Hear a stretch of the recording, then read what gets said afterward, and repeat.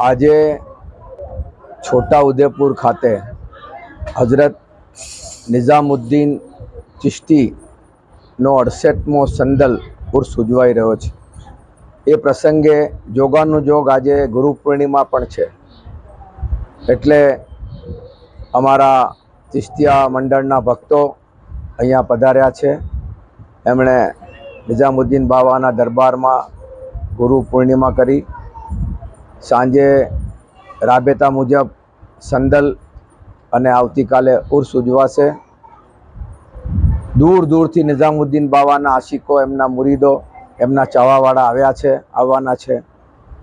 એમને માટે અહીંયા નજર નિયાઝનો પ્રોગ્રામ છે। લોકો સંદલ ચડાવશે, કાલે ઉરસ ઉજવશે। અહીંયા આ કામમાં બધા જોડાયા છે।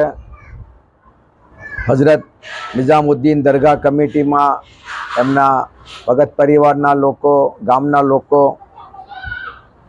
અહીંયા પૂર્વ તૈયારીમાં અમારા મુરીદોને રહેવાની તકલીફ નહીં પડે એટલે પરવેશભાઈ અમારા એ પણ નિઝામુદ્દીન બાવાના આશિક છે, એમણે પણ અહીંયા ખૂબ મદદ કરી, બહારનું લાઇટિંગ કર્યું।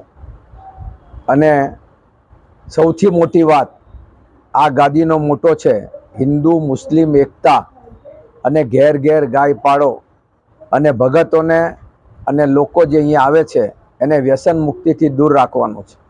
ગુજરાતમાં દાદા કયામુદ્દીન ચિશ્તી એકલબારાથી લઈને અમારા વડવાઓ અલગ અલગ જગ્યાએ આ કામ કર્યું છે અને 68 વર્ષથી હજરત નિઝામુદ્દીન બાવાનો ઉરસ છોટા ઉદેપુરમાં ઉજવાઈ રહ્યો છે।